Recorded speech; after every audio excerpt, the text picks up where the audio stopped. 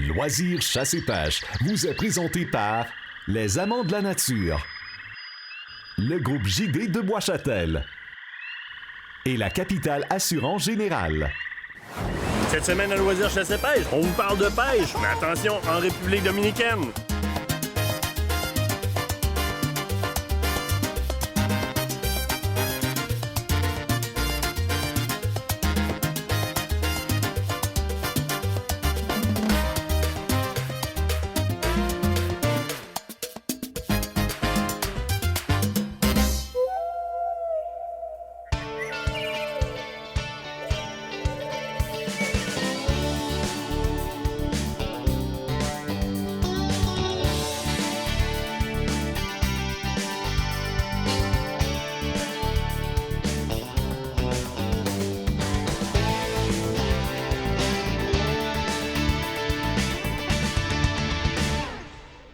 Bonsoir et bienvenue à Loisirs chasse et pêche.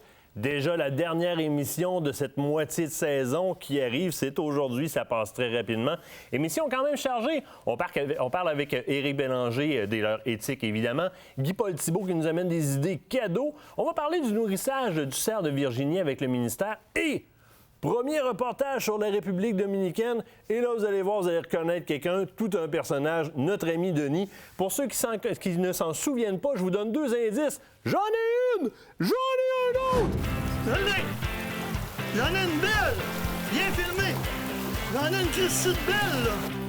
Je l'ai! Regarde la belle! Ah non, ça n'a juste même pas de bon sens. T'en as encore un autre?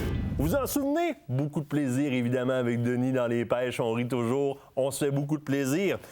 Du côté du gala Héritage Faune qui avait lieu la semaine dernière, toute une réussite. L'équipe s'est déplacée de ce côté-là pour, évidemment, prendre un bon repas, mais en bonne compagnie, puisque c'est toute l'industrie qui est sur place. Ça a été une réussite phénoménale. On a fait salle comble de ce côté-là. L'encan silencieux aussi, qui a très bien fonctionné. Je vous rappelle que c'est le moyen que prend la Fédération québécoise des chasseurs et pêcheurs de renflouer les coffres de Héritage Faune, qui est sa fondation pour les fameuses initiatives fauniques. Vous n'étiez pas là cette année? Venez avec nous l'année prochaine. On va être là après, de nouveau, évidemment. Vous vous souvenez aussi de la soirée concours de panache dont on vous parlait, de taxidermie chez Éric? Bien, ça a aussi lieu en fin de semaine. Mais là, j'ai un petit compte à régler de ce côté-là. Notre ami Éric Bory, notre ami jusqu'en fin de semaine pour ma part, parce que j'y en dois une là, a pris mon scalp que je ramène d'Anticosti. Vous vous souvenez, je suis allé à la chasse en Anticosti et j'ai ramené, entre autres, un petit spike. Je te dis, pour les enfants, question de souvenir, on va leur faire un petit scalp, mettre ça dans la salle de jeu. Éric me dit, « Hey Martin, j'ai inscrit ton panache dans le concours. » T'as fait quoi? C'était un concours de panache. On s'attend à voir des choses grosses comme ça. Ça fait 1 pouce d'un bord, 1 pouce de l'autre. Puis il a vraiment créé une nouvelle catégorie pour mon panache qu'il a appelé « Plus petit spike de l'année ». Le plus petit spike. Le gagnant, Martin Bourget. Ah, Martin de Télémac, il gagne, il chasse, il y a des trophées. Quel bonheur! Heureusement, prix de consolation, j'ai gagné quand même une scie à chaîne ce soir-là. Merci beaucoup, Éric. Mais pour ce qui est de la plaque, là, on va la mettre fièrement quand même à côté de notre petit scalp. Mais Éric Bory, je t'en dois une. Du côté du mois de janvier, qu'est-ce qui s'en vient? Du 15 au 18, c'est le Salon national de la pourvoirie, chasse et pêche. Vous savez, c'est la place pour aller chercher vos forfaits en pourvoirie. C'est le premier contact de l'année avec ces gens-là. Voir leurs nouveautés, les produits qu'ils ont à offrir et magasiner.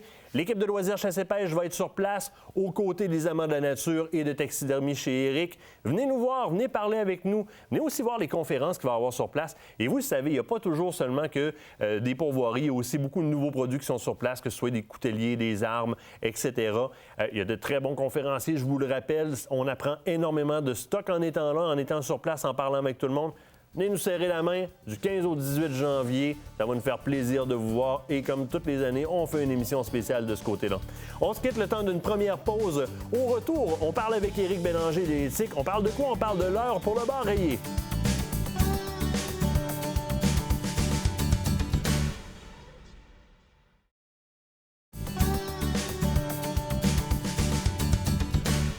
Éric Bélanger, comment ça va? Ça va bien, toi, Martin? Ça va super bien. Là, je vais te demander, cette année, dans ton classement de poissons, oui, c'est lequel ton préféré? Le préféré? Ben là, on va te dire, cette année, Oui. Je vais y aller avec le bar rayé. Bar rayé, pourquoi? Oui. Écoute, les poissons qui sont les plus pêchés au Québec, c'est la truite, le doré. Oui. Il y avait beaucoup de saumon, mais là, le bar rayé est en train de prendre une place importante. Parce que c'est un poisson qui était beaucoup pêché dans les années 1960. Oui. Il y en avait en grande quantité. Écoute, il y en avait au Nouveau-Brunswick, il y en avait en Nouvelle-Écosse, à l'île du Prince-Édouard, dans la baie des Chaleurs en Gaspésie. C'est pas rare de voir des photos de draveurs avec des barres rayées dans leurs mains. Là. Tout à fait. Puis c'était des gros spécimens. On parle des spécimens de 35, 40 livres. Et puis, en 1960, il y a eu beaucoup de pêche commerciale. Trop. Il y en a carrément eu trop. Et puis, on a vu sa disparition. Ils ont vu des plans d'eau. Ils ont vu des plans d'eau. Sur pêche, on vit des plans d'eau. On connaît le bar rayé comme étant une espèce à croissance plutôt lente. Donc, de régénérer une population, ça peut être assez long. C'est assez long. Mais pour te dire, pour l'avoir pêché, je peux te dire qu'il est bien implanté là, présentement. Là. Il y en a quand même des bonnes quantités.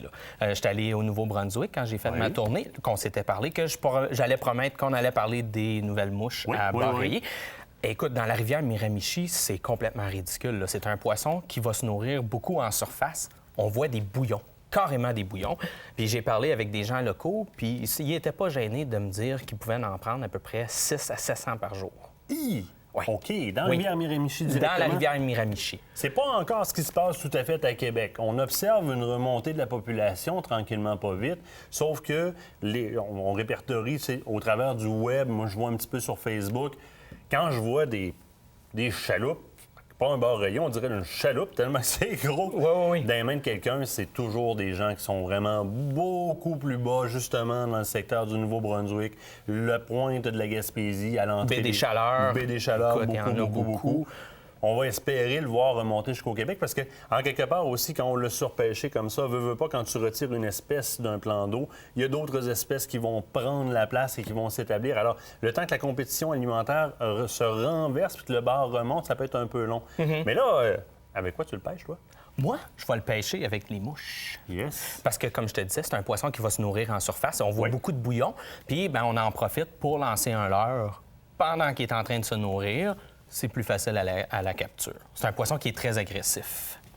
Alors, tu utilises des mouches comme celle-là. C'est la mouche littéralement à bar rayé. Oui. On la veut le ventre blanc et il y a une raison pour ça. Oui. Bien, la nourriture numéro 1 du bar rayé, quand on parle de petits spécimens, ça va être le lançon. Le lançon qui ressemble beaucoup à une anguille. Poisson pas très rapide, par exemple, pour n'avoir réussi à n'avoir pris dans mes mains. Il faisait presque nuit, hein? On avait les pieds dans l'eau, puis on les voyait à la surface. Il faisait presque nuit. C'était pas mal la nuit. Hein? Oui, les nuits passées, c'est la nuit. C'est vrai, t'as raison. On était quasiment le lendemain. Oui. Puis on les voyait à la surface. Oui. Ils sont attirés par la lumière, hein? Je l'ai manqué. Le dos, là, leur sort un petit peu de l'eau, là. Carrément. Et c'est lent en tabarouette. C'est un lançon. Un lançon. C'est lent. C'est très lent. Puis après ça, il y a le caplan aussi. Oui. OK, qui est un poisson qui va ressembler beaucoup aux imitations, qu'on va avoir beaucoup de teintes de vert, beaucoup de teintes de gris. Je vois que souvent, tu as quand même... Tu sais, on pourrait y aller vers un petit caplan, parce qu'on a souvent, justement, une dorsale qui est plus verte, qui est plus grisâtre, avec un ventre qui est plus blanc comme ça. Oui. Toutefois, je peux avoir besoin d'aller vers des plus gros spécimens si je veux franchir la barre des gargantuesques trophées qui se pêchent. Là. Pour l'avoir pris, c'est un poisson qui est extrêmement fort et agressif. Les hameçons doivent être de bonne qualité. Les hameçons qu'on a ici, c'est du 1-0. Montre-moi ça, va. Oui, c'est du 1-0. Puis le bar rayé, c'est un poisson qui va se tenir aussi en eau salée. Autant en eau salée, puis il vient frayer en eau douce. Alors, il faut une bonne hameçon. C'est un poisson qui est très agressif. Je me donne souvent la chance en aiguisant mon hameçon avant de l'envoyer à l'eau, Tout à fait. Oui. Mais là, t'en as pas emballé, t'en as emballé. Oui, mais j'en ai, mais je voudrais juste rajouter parce que on va beaucoup l'utiliser au lancer à la mouche. Oui. On a aussi des mouches avec tête plombée qui peut très bien se lancer avec un petit lancer léger. Oui. Absolument. Donc, je suis pas obligé de sortir la grosse canne à moucher. Ben non, c'est ça. Moi, je l'avais pêché avec un lancer léger quand on était là-bas. Ça se lance très bien. Et puis, à la demande, ça devient de plus en plus populaire. On a sorti des nouvelles mouches. On a 13 nouveaux modèles qui vont sortir au printemps 2015.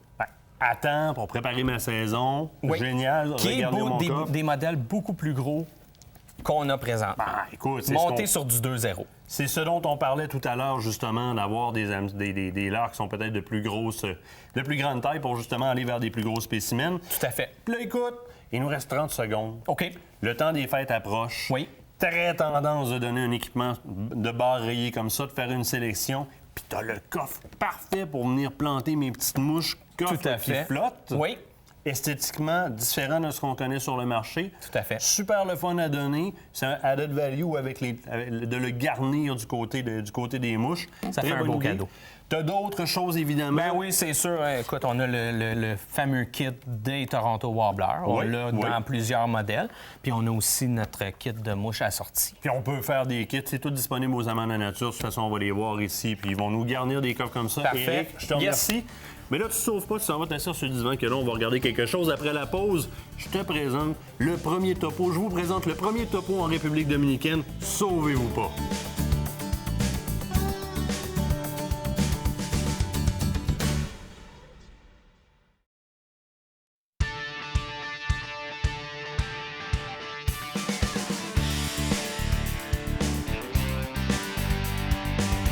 L'équipe de loisirs chasse-et-pêche prend son envol au départ de l'aéroport Jean-Lesage de Québec en direction des eaux claires et turquoises de la mer des Caraïbes.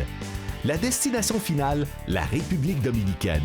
Avec une escale à Toronto du côté de l'aéroport Pearson, c'est un total de 3163 km que parcourront nos pêcheurs, pour un total de 6h30 de vol. Alors que le départ s'est fait sous un mercure peu enviable, de la pluie et une luminosité plutôt grise, l'approche de l'île provoque sourire, rêve et fébrilité. Le paysage laisse présager un climat tropical tempéré et un environnement des plus paradisiaques. C'est à l'aéroport de la Romana que nos voyageurs prennent leur première bouffée d'air chaud et salant.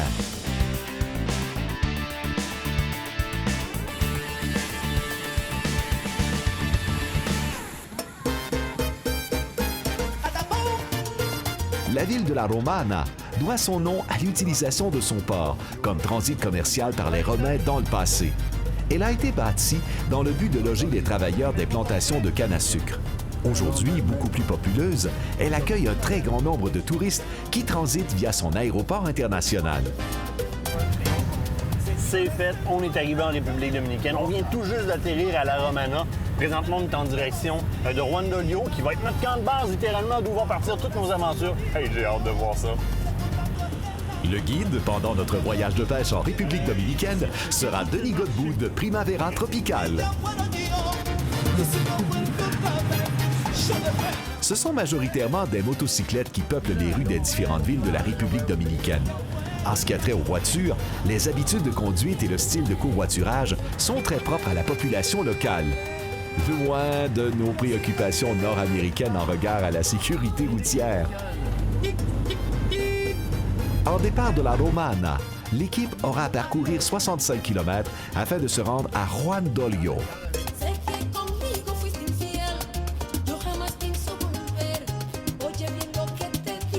Juan Dolio est une ville attachée à la province de San Pedro de Macorís, dans le district de Guayacán, sur la côte sud de la République dominicaine et directement sur le littoral de la mer des Caraïbes. La ville affiche une population totale de 2488 habitants, originalement composée de pêcheurs et aujourd'hui colonisée par des hôtels de grand luxe. La population locale habite de petites parcelles de terre au centre de l'activité touristique. C'est le Plaza Real Resort qui accueille l'équipe de loisirs chasse-et-pêche pour notre séjour. Situé à quelques pas de la plage, le complexe offre à nos amis un décor tropical incroyable. Nombre de palmiers, plantes tropicales, fruitiers et cactus y ont élu domicile.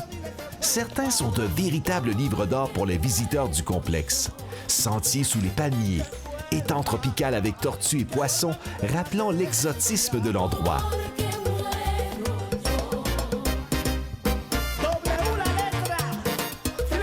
Centre de massothérapie, aire de relaxation sous les huttes de paille, service de bar et de salle à manger où règne fête et plaisir le soir venu. Piscine paradisiaque sous les palmiers. Bref, une atmosphère qui n'a qu'un seul but, faire décrocher nos pêcheurs en vacances et les faire rêver des folles aventures à venir.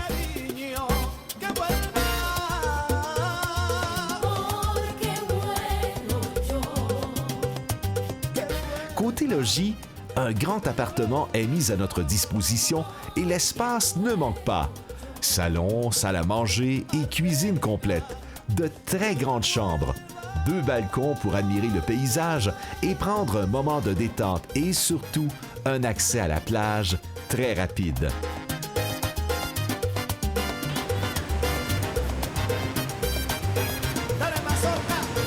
On est arrivé à Juan de Lio. Évidemment, on va se mettre les pieds dans le sable en arrivant. Où est-ce qu'on est situé? On est littéralement sur la mer des Caraïbes, donc au sud de l'île. Le climat ici, c'est un climat, je vous ferai pas d'accroire, c'est tropical, c'est paradisiaque. Il y a des palmiers à perte de vue, des cocotiers. Les fruits ici sont en abondance. On peut s'étirer le bras et en prendre un. Bref, c'est paradisiaque. Mais vous connaissez déjà la destination du côté familial, du côté touristique. La qualité des plages, le sable, la qualité de la baignade, la couleur de l'eau, la plongée en apnée pour aller faire de l'observation de poissons. Tout ça est encore vrai, mais là, je vous amène dans une autre sphère. On parle des pêcheurs. Directement ici sur le bord de la plage, saviez-vous qu'il est possible de mettre une ligne à l'eau dans les vagues et que vous allez assurément attraper du poisson? Il y a des points de pêche partout à la grandeur de l'île comme ça, autant dans l'océan que dans les territoires intérieurs où est-ce qu'il y a des rios, comme en Amérique du Sud, plusieurs rios. Vous pouvez aller y attraper du tarpon, des espèces que vous retrouvez en Amérique du Sud. Bref, ça se classe pas mal dans le premier top 5 de la qualité de destination en termes de pêche exotique. Notre équipe aura la chance de pêcher un peu plus tard, mais tout d'abord, notre guide nous amène à San Pedro de Macorís. Situé tout près de Juan de Lio et à environ 70 km de Santo Domingo, la population totale de San Pedro est de 218 000 habitants. La ville est le berceau de plusieurs joueurs de baseball évoluant dans les grandes ligues et est parsemée de secteurs de toute classe sociale présentes sur l'île. La place centrale porte hommage aux travailleurs et bâtisseurs de San Pedro de Macorís, qui agit en tant que plaque tournante pour plusieurs marchés locaux. Denis décide donc de nous faire découvrir le marché local.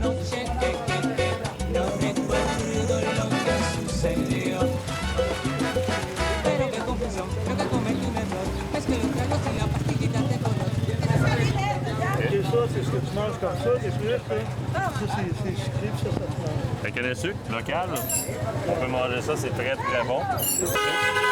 Hop, on va se tasser. Là, on est au marché présentement, marché typiquement dominicain.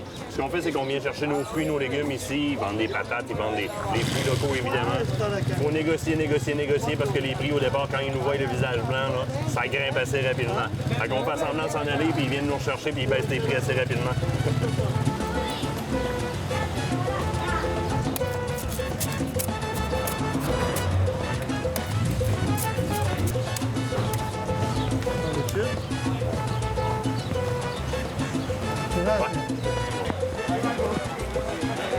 Les guayabas et les goyabes. OK? Ça, c'est super sucré. Et c'est super bon. Ils vendent ça en latte demain. Superbe mandarine, elles sont grosses, hein? Si on prend pas comme ça, là, ils sont pas bonnes. Comme ça va être bon. On me dit de les prendre vertes parce que là, à ce moment-là, elles sont encore juteuses. Parce que si on les prend pas vertes, on les prend trop mûres, elles sont déshydratées carrément. Fait que les bonnes mandarines, des bananes, puis des bananes. Maduro, que no vuelva verde. Aquí está. Ya. Hay que devolver ahora. Même si on n'est pas au Québec, on n'est pas dans la saison du dindon sauvage, ici, on part avec ça vivant comme ça. Ils sont pas grasses, ils sont vraiment pas grasses.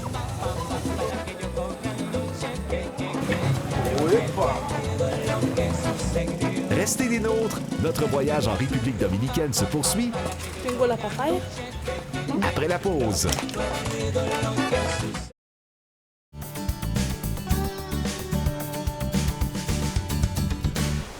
Un des aspects les plus intéressants par rapport à la République dominicaine, c'est sa population.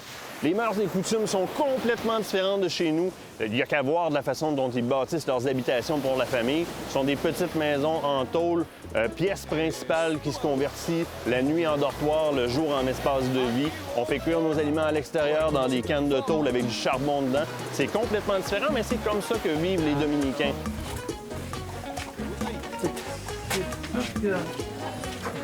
Hola, Giltia. Tengo mis amigos que se van hoy. ¿Que se van? Sí, se van hoy. Hola, nada más de decirme que tú venías para acá con gente. Pero es que yo no sabía. Ven, baby. Ahí va a estar el fuego.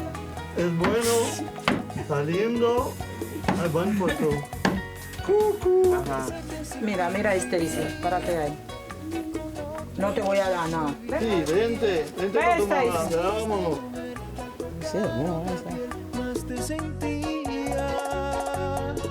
y yo pensé que era más fácil sacar. Outre leurs habitations, c'est une population qu'on a su et qu'on a appris à connaître très, très, très cordiale. Il y a toujours des petits Dominicains alentour de nous autres pendant nos tournages, pendant qu'on est ici à Juan-Dolio. Et ils sont toujours prêts à aider. Ils viennent pêcher avec nous autres, s'amusent beaucoup. C'est un peuple qui est chaleureux, qui est super tripant, qui est super facilitant au niveau de nos activités.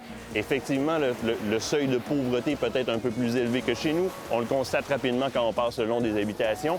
Mais ces gens-là sont tellement débrouillards, ont tellement un esprit qui est présent, qui vont s'arranger avec ce qu'il y a alentour d'eux autres. C'est vraiment pas long. On est à la pêche avec eux autres, il y a quelque chose qui brise, c'est sûr qu'ils ont une solution pour ça, parce que c'est un peuple qui se tient et qui est débrouillard. Ils ont appris à travailler avec ce qu'ils ont, et c'est ce qui fait leur charme. Por ti y de este trago amargo el libro Y él dice, hola, hola, wow. Au départ de Juan Dolio, Martin et Denis parcourront maintenant 55 km pour atteindre Santo Domingo, berceau du pouvoir espagnol dans le Nouveau Monde. Affichant plus de 3 500 000 habitants, Santo Domingo est le plus vieux peuplement européen en Amérique. La capitale, jusqu'à tout récemment très pauvre, a réussi à baisser son seuil de pauvreté sous la barre des 17 % après d'énormes efforts des élus. La population y est très mixte. Bureaucrates, marchands, étudiants, tous y ont leur place. Les vendeurs urbains sont également très présents, même au travers de la circulation automobile. L'objectif de notre visite à Santo Domingo est d'aller rencontrer le ministre du Tourisme de la République dominicaine.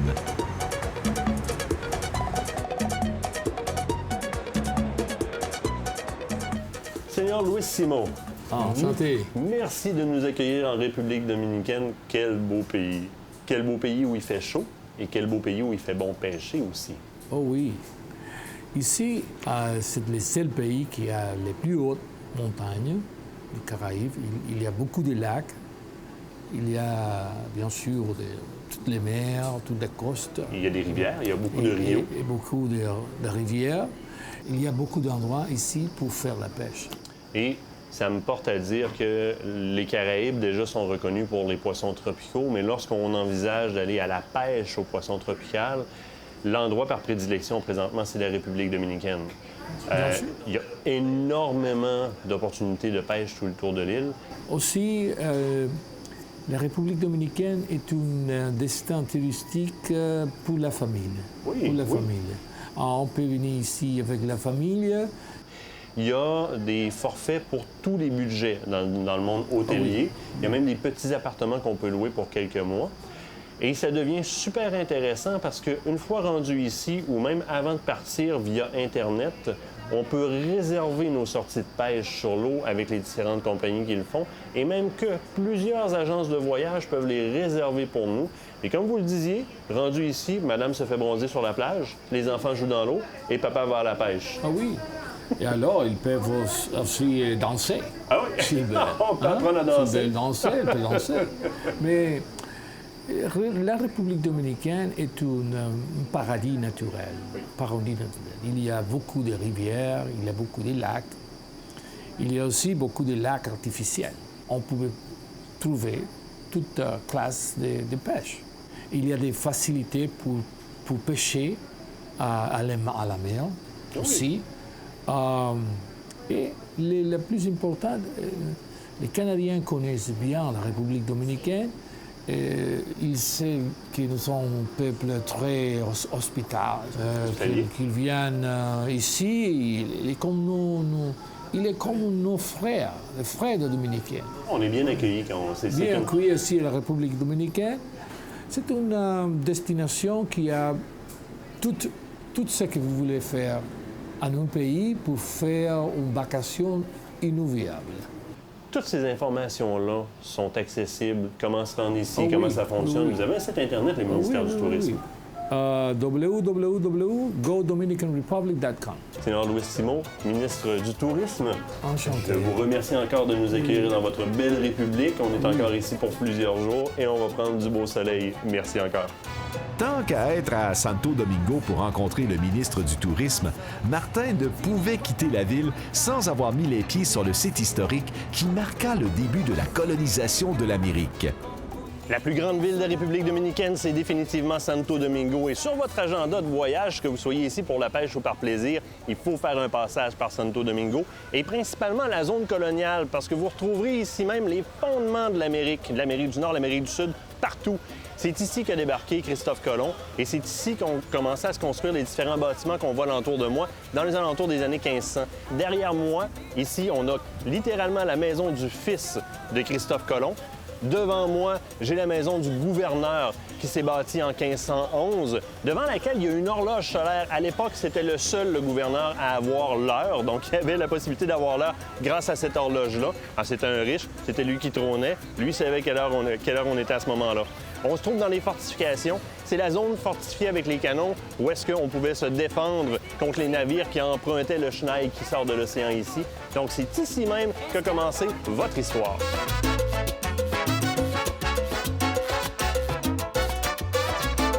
Restez là, après la pause, on découvre la pêche en République dominicaine.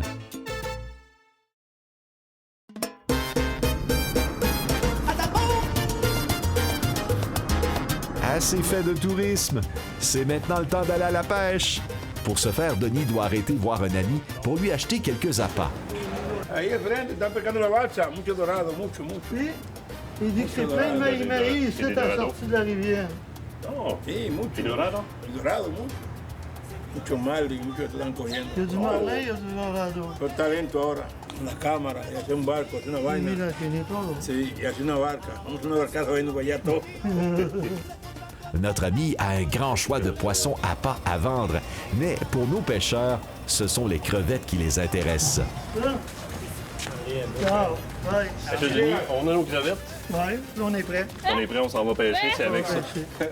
Ah, il avait trouvé une crevette. Elle a trouvé une crevette sur le bord de l'eau. Elle est vivante. Petite crevette vivante. Margarita qui vient juste d'attraper ça sur le bord de l'eau. On va te la laisser pour pêcher. Donc là, c'est ce genre de crevette-là, mais plus Ouais, grosse qu'on plus a grosse avec qu'on les a canons chez nous. pêche. C'est ça, ouais. C'est à ça que les poissons répondent ici. Il y a de la revue. Ouais, elle va la faire cuire pour moi. Oh my God, l'auto.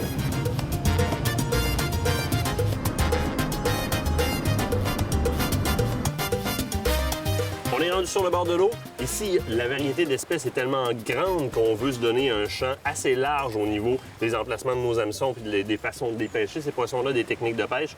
La première, c'est que je prends une tête plombée comme celle-ci, une tête de jig littéralement, sur laquelle je vais mettre une crevette. Donc, juste à l'odeur, ils vont venir assez rapidement. Les poissons de corail comme ça, généralement, sont très, très, très friands des crevettes. Et ce que je fais faire, c'est qu'un petit peu plus haut sur ma ligne, je vais aller me placer un deuxième hameçon, plus petit, en haut du deuxième plomb que j'ai sur ma ligne, parce que je fonctionne avec 2 plombs aujourd'hui. Question d'aller reposer au fond le plus rapidement possible. Rien de très, très compliqué comme installation. On va aller mettre des crevettes là-dessus.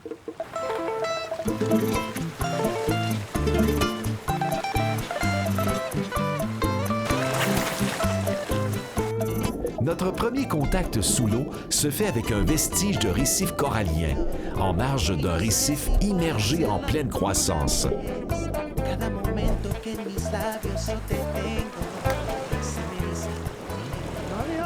Oh, Denis vient prendre le poisson. Premier de la journée.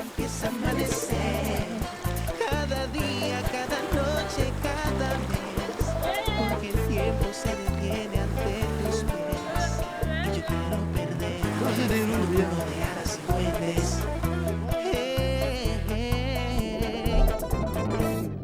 Si de otro amores yo he salido malherido, es diferente porque estoy aquí contigo. Y si mi vida antes no tenía sentido, llegaste tú, el aire que respiro.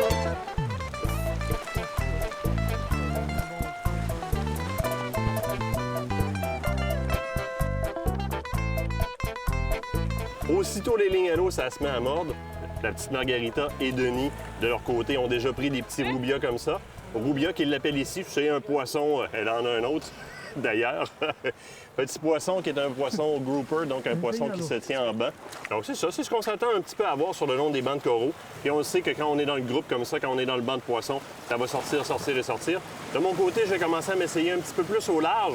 J'ai mis un spinnerbait, donc une cuillère pivotante avec une petite mop après, parce qu'il y a beaucoup de poissons d'une certaine grosseur ici qui se nourrissent principalement de céphalopodes, donc les calmars, les pieuvres, etc. Avec un spinnerbait, on va bien le limiter. Je vais aller voir si ça peut donner quelque chose.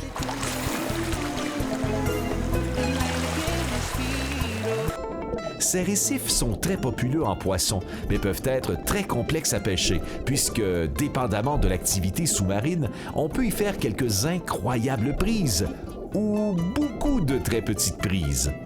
Les lunes, le courant marin et les heures de la journée sont d'une importance capitale ici. Ce sont ces paramètres qui dictent l'activité du zooplancton et du phytoplancton. Ces organismes étant à la base de l'activité globale dans un banc de corail peuvent changer l'issue d'une pêche de façon majeure. Aujourd'hui, c'est une véritable armée de petites demoiselles et de poissons chirurgiens qui attaquent les lignes de nos pêcheurs. Quelques prises, certes, mais les hameçons se font vite vider de leur contenu par une foule de petits poissons. Nos pêcheurs auront assurément plus de succès dans leurs prochaines aventures de pêche en République dominicaine.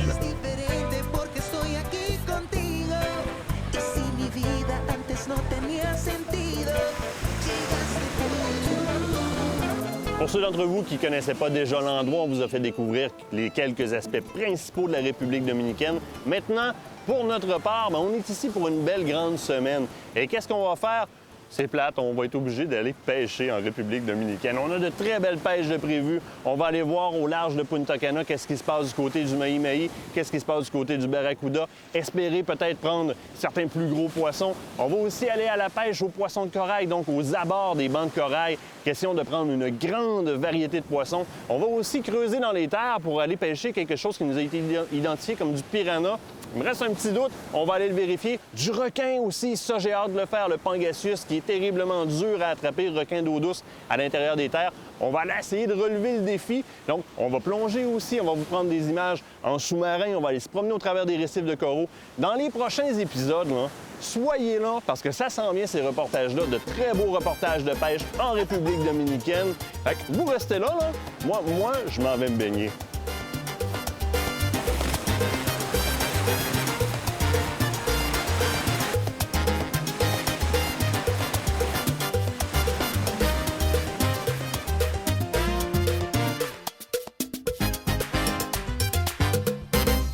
J'ouvre ma revue Sentier Chasse-et-Pêche cette semaine pour m'informer d'une problématique, pour m'informer de quelque chose qui m'inquiète. Vous savez, je la consulte souvent pour avoir des trucs de pêche et de chasse, évidemment. Mais là, les tiques et la maladie de Lyme, on en parle énormément, vous le voyez dans les médias.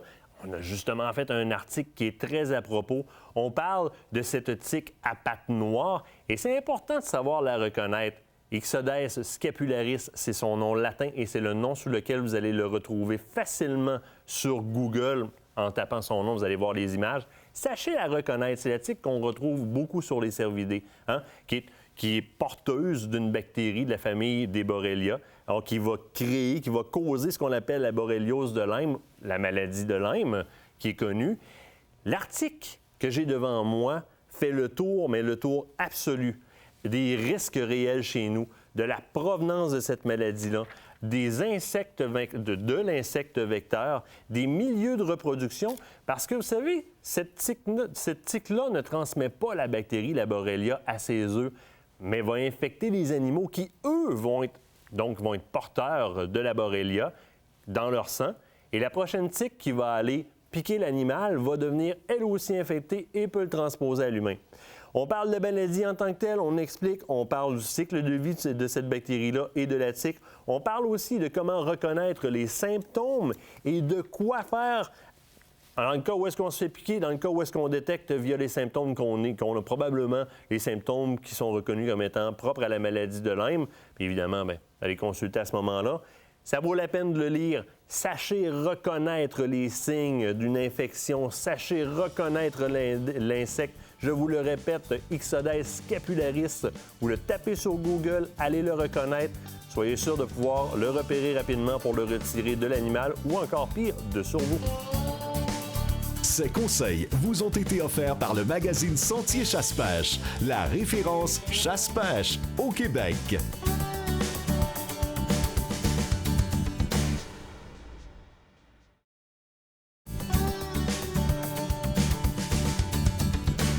Je vous apprendrai rien, le cerf de Virginie, c'est le gibier de prédilection des Québécois. Que vous le chassiez pour sa viande ou pour son panache, c'est un beau gibier.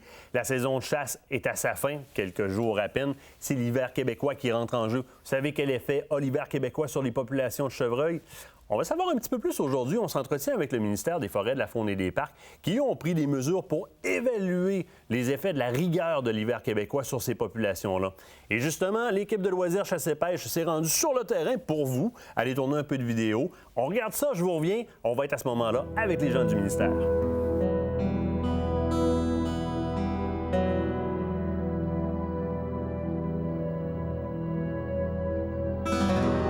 C'est sûr que l'hiver est très important pour le ministère à étudier parce que le cerf de Virginie, on est vraiment à sa limite la plus nordique en Amérique du Nord. Fait que c'est sûr que l'hiver peut avoir un taux de mortalité. Les populations de cerf de Virginie peuvent avoir un taux de mortalité assez important dû à la rigueur de l'hiver. C'est sûr que la gestion du cerf de Virginie au Québec, c'est un gros travail d'équipe. Hein. On travaille, nous, à Québec, au niveau de la coordination provinciale de ce dossier-là, mais on a nos biologistes en région, nos techniciens de la faune, on a nos partenaires phoniques aussi, la Fédération québécoise des chasseurs et des pêcheurs, on a le ZEC Québec, la Fédération des pourvoiries qui sont aussi représentés dans nos tables régionales de la faune, table nationale de la faune, et en plus, 150 000 chasseurs qui sont nos yeux sur le terrain, qui nous envoient des photos au niveau de choses anormales un peu qu'ils observent. Donc, c'est un gros travail d'équipe, la gestion du cerf de Virginie.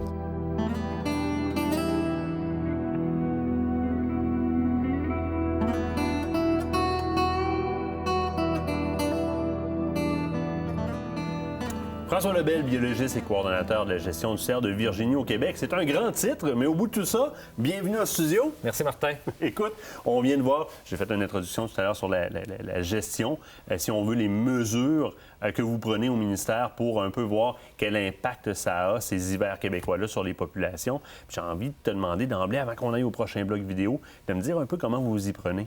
Oui, comme tu disais, Martin, c'est très important pour le ministère de prendre des données pour vraiment bien évaluer la rigueur de l'hiver au Québec dans les différentes régions.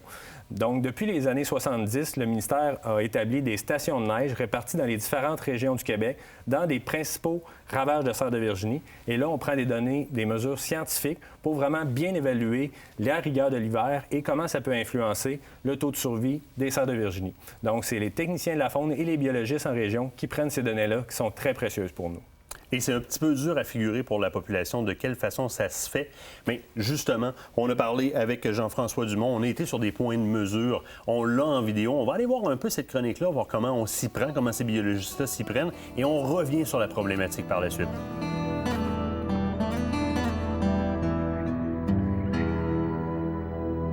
Ça, c'est ce qu'on appelle un pénétromètre de verbe. C'est un drôle de nom, mais c'est en fait un outil qui a été développé là, dans les années 60 par M. Verme, justement, et qui a été le premier à développer un indice de rigueur hivernale pour la gestion des cervidés. Et on utilise ça pour mesurer l'enfoncement. C'est un tube de cuivre avec des repères là, qui sont en centimètres. Et c'est un instrument qu'on utilise pour mesurer la capacité de la neige à supporter le poids d'une patte de cerf de Virginie. Il est malgré tout un peu menteur parce que c'est un instrument qu'on utilise toujours à la verticale. Quand on l'utilise, on le laisse tomber, on laisse à peu près 1 pouce de la superficie de la neige et on le laisse descendre. Alors là, l'enfoncement que je noterais serait de 48 cm. 48 cm, c'est quand même pas mal, mais au fil des ans, c'est l'historique des données qu'on a et la combinaison avec les données d'accumulation de neige nous permettent de statuer sur la rigueur de l'hiver et toutes les décisions qui s'en suivent, là, le calcul des permis de serre sans bois, le taux de mortalité estimé. On a un logiciel qui nous permet d'évaluer la rigueur moyenne. Et avec l'historique, on sait qu'à l'hiver 2001-2008, qui ont été très meurtriers, là, on connaît l'indice niveau. Alors, c'est ces données-là historiques qui sont tellement précieuses qui nous permettent de dire, bon, bien cette année, l'indice niveau est de X, Et pour le ravage d'Armstrong, c'est un hiver qui est, comme la manière qu'on s'enligne actuellement, on s'enligne pour un hiver qui est d'une rigueur un peu inférieure à la moyenne.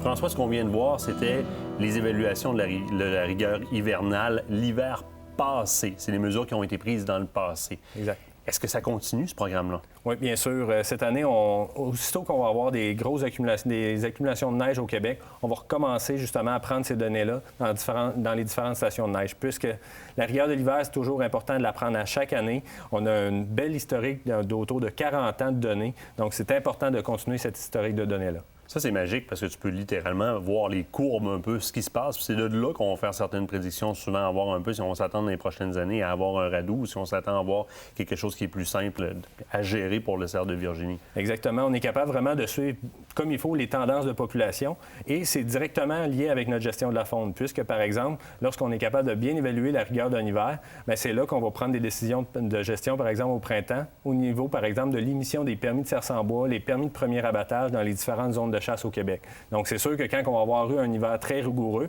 bien, peut-être qu'on va limiter un peu l'allocation des permis de cerf sans bois dans une certaine zone de chasse. Ça, des fois, c'est mal compris par la population. Merci d'en parler. Ça nous donne, Jean-François l'a abordé un petit peu tout à l'heure. Et bon, là, on a vu un peu la rigueur de l'hiver qui porte dommage aux populations, évidemment, parce que quand on cale trop, on a un problème au bout de la ligne. Mais il y a d'autres problématiques qui entourent l'hiver, qui entourent les ravages. Puis je veux que tu m'en parles. Je te dirais, Martin, qu'une des problématiques qui est très majeure au Québec, qui est de plus en plus répandue, c'est le nourrissage artificiel qui est fait par les citoyens. Voilà. Donc, les citoyens veulent bien faire, veulent nourrir le cerf de Virginie, notamment pour l'observer en hiver, et il arrive différents problèmes liés à cette pratique-là au Québec. Là, on reçoit des photos, hein, et je m'en excuse auprès de ces auditeurs-là s'ils ne voient pas les photos circuler à l'écran. Des belles photos avec des auges, avec des paquets de pain par terre. On ne peut pas utiliser ces images-là pour les diffuser dans l'émission, puisque le ministère fait toute une job de son côté pour essayer, pas nécessairement de contrôler ça, mais de divulguer de l'information à ce niveau-là pour faire attention. Puis on va s'entendre, là. Il y a un clan du pour, puis il y a un clan du contre là-dedans. Qu'est-ce que je fais? Est-ce que j'aide le cerf? Est-ce que je l'aide pas? À date, on voit beaucoup de preuves du côté contre le nourrissage, évidemment, qui nous prouvent que ça tend à aider le cerf de Virginie. Moins de preuves du côté pour le nourrissage du cerf de Virginie. Ton avis? Moi, je te dirais que je suis assez catégorique là-dessus, Martin. Tous les effets par rapport au nourrissage artificiel penche davantage pour le contre. Donc, ça a beaucoup d'impact négatif de nourrir le cerf, surtout en période hivernale. C'est pas pour rien qu'on peut voir dans certaines juridictions américaines et même provinces canadiennes qui ont interdit carrément le nourrissage du cerf de Virginie. Écoute, on passe par des cerfs qui se font frapper en plein chemin parce qu'ils traversent des endroits où ils ne traverseraient pas en temps normal. Exact. On peut avoir la transmission de maladies puis de parasites, étant donné que les individus sont tellement concentrés à un certain endroit. Il y a de l'urine, il y a de les fesses rassemblées vraiment très concentrées à un endroit. Donc, il y a vraiment un problème à cet effet-là. Sans parler du manque d'énergie que va souffrir le chevreuil en sortant de son ravage, en piochant dans la neige pour aller se nourrir. Bon, écoute, on pourrait aller loin là-dedans, il y en a. Je peux même rajouter aussi, si tu regardes, par exemple, quand les animaux sont à un site de nourrissage, il y a vraiment une compétition entre les individus pour qui va avoir accès à la nourriture. Donc, un stress supplémentaire aux individus, donc dépense énergétique qui n'est pas souhaitable pour le cerf de Virginie. Donc, dans son ravage, il n'y a pas cette compétition-là entre les individus aussi flagrant que dans un site de nourrissage artificiel. Donc, c'est un autre problème. Donc, on peut nuire, mais face à ça, le ministère peut faire quoi? Bien, c'est sûr que le ministère déconseille carrément la pratique du nourrissage artificiel en hiver au Québec. Ça, c'est la prémisse de base. Ensuite, bien, nous, on essaie de faire de la sensibilisation aux citoyens. Par exemple, les agents de protection de la faune, sur le terrain, vont aller rencontrer des citoyens qui font la pratique du nourrissage et vont expliquer justement les effets néfastes qu'on vient d'énumérer ensemble. Et parfois, les citoyens vont arrêter cette pratique-là. François, c'est tellement de valeur, ça coupe court. On aurait pu en parler encore très longtemps. Puis je te remercie d'être venu en studio. Ça m'a fait un très grand plaisir, Martin. Question pour toi, tes cadeaux de Noël, c'est acheté? Pas encore. Reste là. Après la pause, on parle avec Guy-Paul Thibault. Pour toi, pour vous, on est toujours à la dernière minute. Les amants de la nature, beaucoup d'idées cadeaux. Restez là. Cette chronique vous a été présentée par le ministère des Forêts, de la Faune et des Parcs.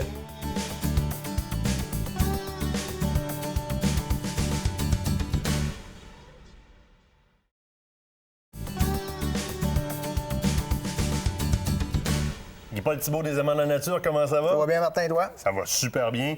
Guy-Paul, c'est rendu une habitude lors de la dernière émission de la saison, à l'approche des fêtes. Tu viens nous présenter un amalgame d'idées cadeaux, souvent de dernière minute. Tu sais, les Québécois commencent qu'on est à la dernière minute. Là, tu as amené pas mal de stocks que tu veux me présenter qui sont des bonnes idées cadeaux pour chasseurs, pêcheurs. Oui, c'est ça. On en a emmené quelques-uns. On a beaucoup de plus au magasin, mais regarde, on va donner un petit choix d'idées là, pour que tout le monde trouve son compte dans les cadeaux qu'on a emmenés ce soir. Ben écoute, je pense que tu as un bel échantillon quand même, parce que là-dedans, moi, j'ai déjà des idées pour des gens autour de moi. Toujours très populaire, les livres, Martin. Ben oui, ben Ceux-là, oui. justement, les guides total, soit de chasse ou de pêche, c'est des livres qui sont très populaires. Fait que vois-tu, tu as le guide total de chasse et pêche. Oui, puis couverture épaisse, puis j'oserais dire, c'est un beau livre. C'est un livre qui a de la belle illustration, qui a beaucoup de stock dedans, autant des trucs et astuces de survie. C'est des beaux livres à donner. C'est le fun à donner comme livre, ça, épais comme ça. Très le fun à recevoir. Ici, tu as le guide de technique de pêche. Là, vois-tu, tu as 317 techniques de pêche là-dedans. En as-tu déjà utilisé autant dans ton été? Non, mais c'est le fun d'en savoir de plus en plus. Fait avec ces deux livres-là, tu te trompes pas, Martin. Puis les livres, c'était toujours une belle idée de cadeau parce que l'apprentissage, le savoir passe par les livres, souvent. Le savoir passe par là. Pour des jeunes de la relève, là, c'est souvent la première chose à leur offrir, justement, pour se faire tout un stockage d'idées pour appliquer leur technique en entrant dans le bois. Excellente idée. Fait que ça, c'est des livres qu'on a, mais il y en a plusieurs autres aussi en magasin. Plein d'autres, même des livres de recettes. C'est ça. Ça, je connais ça. Ça, oui. Les pinces, vois-tu, la compagnie éthique, très bonne pince, très solide. Ici, on peut même couper du fil tressé avec celle-là. Très beau modèle, Oui, ça. je l'ai essayé, puis c'est capable de le faire amplement. On cherche sur le marché souvent les pinces anodisées comme ça. Il n'y en a plus beaucoup disponibles. C'est souvent des pinces qui sont en plusieurs pièces. Le manche est une pièce, les dents sont une autre pièce, et ça a tendance à casser avec le temps. Des pinces qui sont faites en une pièce chaque côté, comme ça, c'est beaucoup plus solide, très intéressant. Belle idée. Très belle idée cadeau ici, oui. Suite de ça, on va tomber dans les boussoles, comme celle-là ici, la boussole standard. C'est la compagnie Brunton. Ça, c'est très, très aimé. C'est une bonne qualité de boussole. Fait que ça, une très belle idée cadeau. Ça, d'année en année, ça se donne très bien aussi à Noël. Puis ça, c'est un des modèles, t'en as beaucoup. Puis c'est une des belles preuves qu'aux Amants de la Nature, tu ne desserres pas strictement que le chasseur et le pêcheur, mais aussi l'amateur de plein air. Tu as beaucoup d'accessoires qui peuvent servir dans son cas aussi, autant au niveau de l'analogue comme ça que dans le produit numérique. Je pense aux petites caméras que tu as aussi qui se donnent à la perfection. Une dont on va parler tantôt, justement. Celui-là ici, le Backtrack, qu'on appelle, boussole électronique. Très belle idée cadeau aussi, ça. Randonneur aussi, très aimé. Hein? Même j'oserais dire, les gars de quad, les gars de motoneige qui vont faire du freestyle, rentrent en quelque part dans le bois et veulent être sûrs de retrouver la bonne position pour sortir sans nécessairement avoir à refaire toutes les traces parce que où est-ce qu'on monte, c'est pas toujours safe de redescendre avec ces engins-là. C'est exactement ça. Excellent parce que ça nous rapporte à bon port. C'est ça. Ça, les fameuses caméras SpyPoint, d'année en année, c'est un très bon choix de cadeau. Les gens, on a toujours besoin de ça, Martin. On en a parlé la semaine dernière, justement, avec le représentant de SpyPoint. Je me souviens d'ailleurs, l'année passée, même d'être traversé chez vous avec un de mes collègues ici, qui n'est pas chasseur du tout, mais qui me disait « Martin, j'ai besoin d'une idée cadeau. Une idée cadeau dans la chasse. » Je dis « Je vais te montrer de quoi. » Bien simple.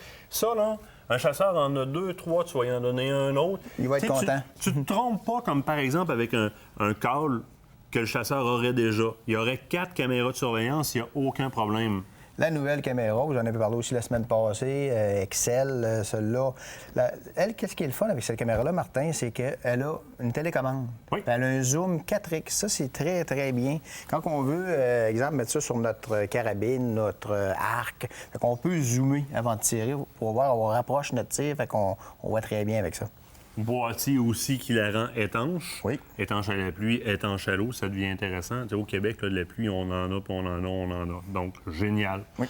Là, on commence à tomber dans un beau cadeau, là, dans un pas mal beau cadeau. Oui. Redington, tu me parles d'un ensemble de cannes à moucher, cannes et moulinets avec l'étui qui vient avec. Ça, c'est un ensemble complet, Martin. Ça, c'est une, je crois, c'est une 9 pieds ou 8, ça, comme une canne à saumon.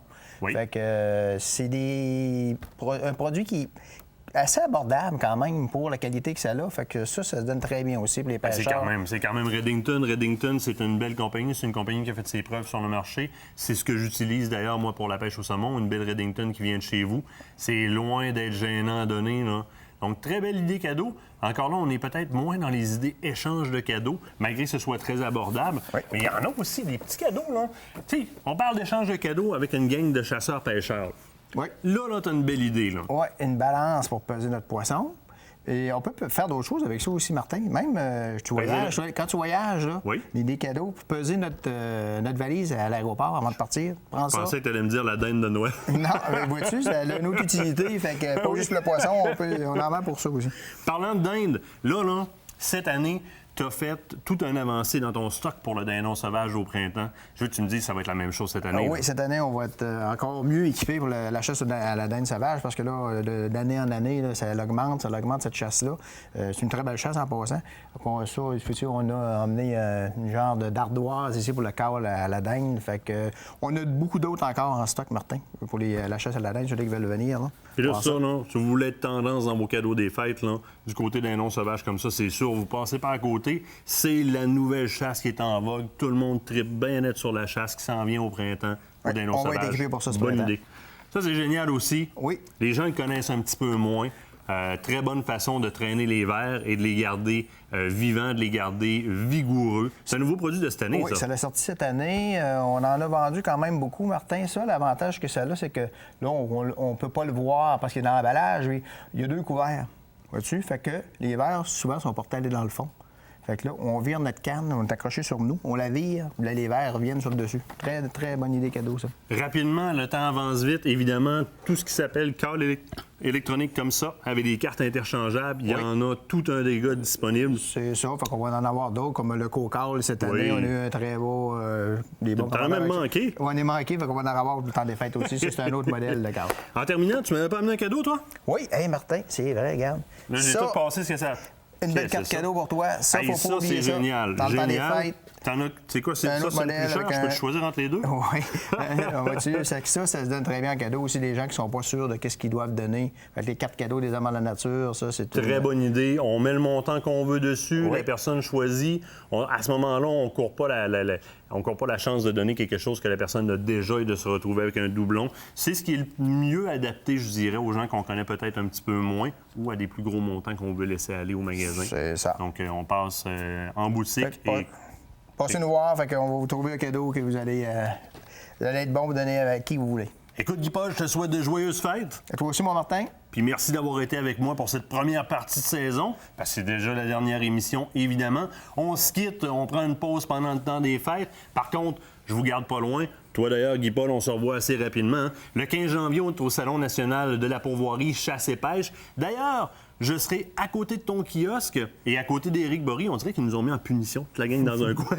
Au moins, s'attendre à ce qu'on soit étonnant. Et on va produire, évidemment, comme toutes les années, une émission spéciale lors du Salon national de la pourvoirie chasse et pêche. Je vous remercie de m'avoir accueilli dans votre salon pour cette belle année, pour cette belle première partie d'année. Merci beaucoup à l'équipe de Télémag, tant l'équipe en studio, les caméramans de la régie de plateau, Nicolas Tivierge, mon réalisateur, la station de m'avoir fait confiance dans ce nouveau défi. Merci à vous de m'avoir accueilli dans votre salon. J'espère que vous allez passer un très beau temps des fêtes.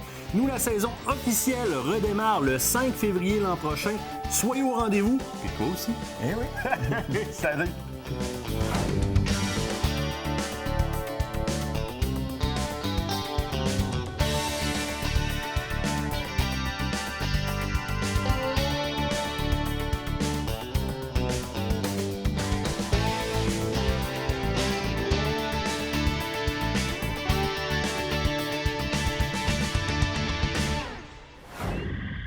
Loisirs chasse et pêche vous a été présenté par les Amants de la nature, le groupe JD de Bois-Châtel et la Capitale Assurance Générale.